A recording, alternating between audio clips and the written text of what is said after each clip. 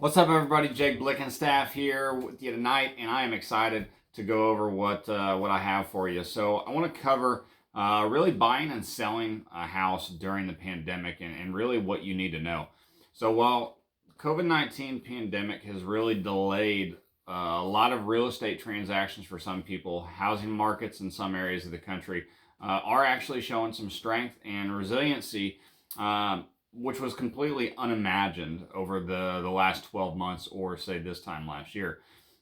It's it's critical to understand the pandemic's impact on real estate, from simply touring a home to the ability to close a transaction.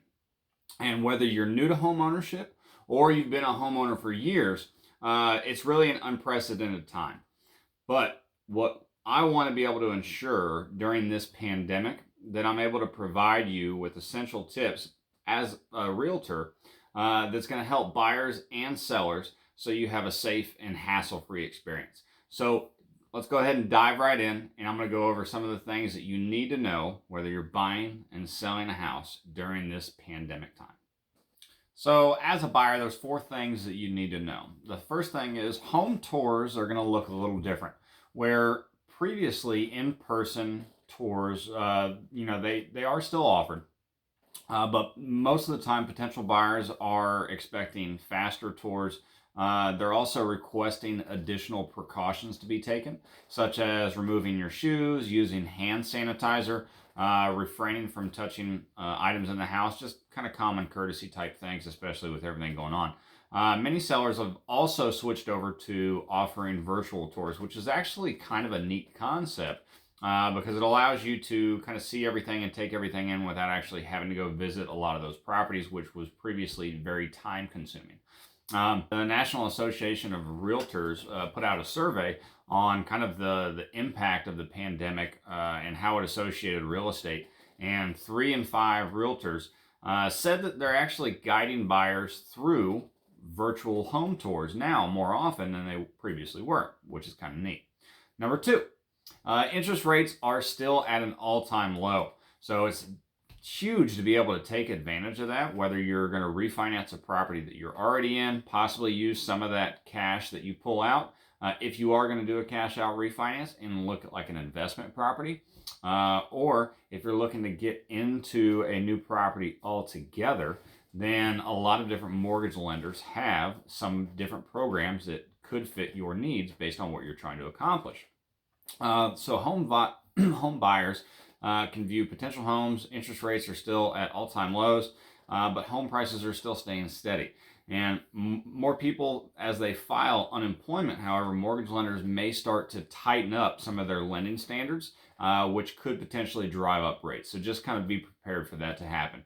Whenever you hit all-time lows, at any point in time, realistically, they could start to turn around. So potential buyers can prepare for homeownership by understanding your budget, building a good credit history, and getting pre-qualified for a mortgage. And some lenders might even allow borrowers to lock in rates for limited time periods while you're getting some of that stuff taken care of. Number 3, don't expect a discount. And the reason that I say that is nationally, home prices are holding pretty steady across the board, with the majority of being the same, if not higher than they were a year ago. In fact, median existing home prices for all homes or home types was about $310,600 in August of 2020. And that's up 11.4% from August of 2019. So that's 102 straight months of year after year gains as the number of homes sold hit its highest level since 2006. So if you didn't already know, real estate is very cyclic, and usually those cycles last from between 7 to 10 years. So just be aware that we could be coming up on the end of this cycle. And number 4, expect delays. So those terminating a lease should leave some wiggle room, but also even an extra month or 2 between moving out of a rental property into a new house in case of unexpected delays. Hiring moving crews sometimes can prove to be challenging. So buyers, make sure that you're giving your movers as much notice as possible ahead of time for your scheduled move. All right, now we're moving on to what you need to know as a seller. So, showing and marketing homes during a time of social distancing may seem difficult, but a new wave of technology tools have really helped streamline remote transaction processes as far as getting documents signed and allowing home searches online.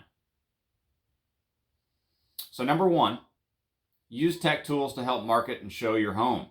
While in-person showings may be inadvisable, or even prohibited, many digital tools are actually available to continue marketing and showing your home. I'm able to help coordinate three-dimensional, interactive property scans, virtual tours, on-demand open houses, and virtual stagings to really showcase your property if it is already vacant. If sellers receive an offer on their home, I have the ability to present them virtually as well. So that prevents a lot of face-to-face contact if that is a concern. Number two, take steps to protect yourself. Sight unseen purchases are not a new phenomenon, but this pandemic has certainly increased their prevalence. Sellers want to include language in the purchase agreement that ensures buyers acknowledge that they're responsible for personal verification, walkthroughs, professional inspections to confirm really that the property meets the buyer's needs. And number three, buyers are still searching. So just because they're not touring homes right now in person doesn't mean that buyers aren't continuing their search. And as potential buyers increasingly browse homes online, having attractive and accurate photos and videos is all the more important. As the situation continues to evolve, I encourage buyers and sellers to follow the CDC's guidelines to ensure